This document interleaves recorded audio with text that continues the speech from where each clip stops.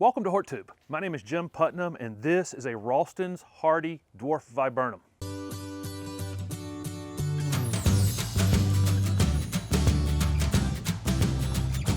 This is the beautiful, low-growing, compact, evergreen, twice blooming, white flowering Raulston Hardy Dwarf Viburnum.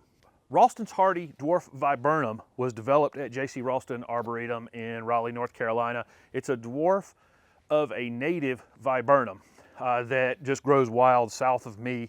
Viburnum obovatum is the group of plants. This is a plant that you haven't heard of that you're going to hear a lot about. There's a lot of these cultivars coming out and have already come out. These are unbelievably hardy, dwarf, evergreen, very cold hardy shrubs.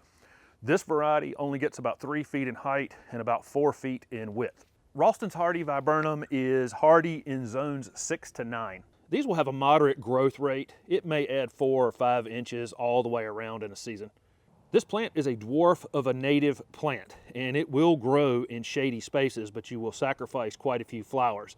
If you want it to be low and compact and flower a lot, it's best to have it in more sun than shade, definitely like 6 hours or more. So what are the primary uses for a shrub that stays very small, keeps its leaves and blooms twice a year?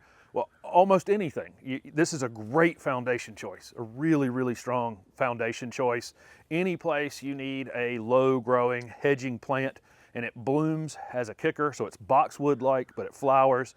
And you can kind of keep this in a formal shape or just let it be a little low spreading dome. So the primary features, as I've already said, it is evergreen, has beautiful dark green foliage. In the winter time, as it gets colder, it will get redder, and I don't know how much of that you can see. We just haven't been that cold in my area thus far. This plant's had a couple minor frost and light freezes on it, and it's still blooming.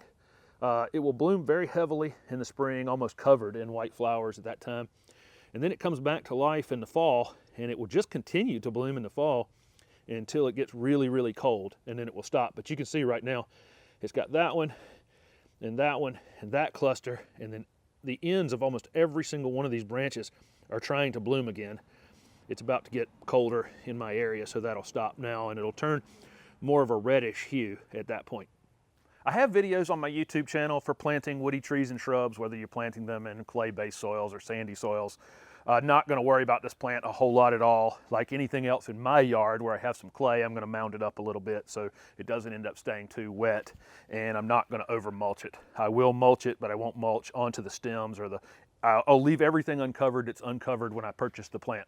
Like all plants, the first year after I put it in the ground, I'm going to keep a very close eye on it in terms of watering it. Once this thing's rooted in, it's pretty daggone drought tolerant. If you're in an area that gets regular rainfall, I don't think you're going to have to do a lot of ongoing watering on this after it's been established for a season. But in that first season, you know, I'll dig down a couple inches very close to the plant every so often. If it's dry, I'll water it really, really well, saturate the area around it, and then let it become slightly dry again.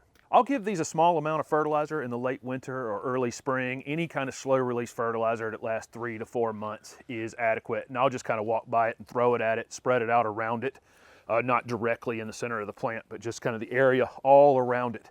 And then as it roots out during the season, it'll find that fertilizer. I've been growing and selling these Viburnum obovatum for a few years now, and I really just haven't seen many things chewing on the leaves. Haven't really seen any root rot issues that we see in a lot of other evergreen shrubs like this. I just don't think there's a whole lot of issues with this plant. And I've been told that they're deer resistant. I just don't have any experience on that. It seems like an evergreen shrub growing in the woods in the southeast United States would probably be something that deer would want to snack on if they got hungry enough, but I've been told they're deer resistant. So what are you waiting for? I'm confident that you can grow this Raulston Hardy Dwarf Viburnum. Thank you very much for watching my video, and if it was helpful, please hit the like button and remember to share it. And also don't forget to subscribe to my YouTube channel for future videos. Thanks again.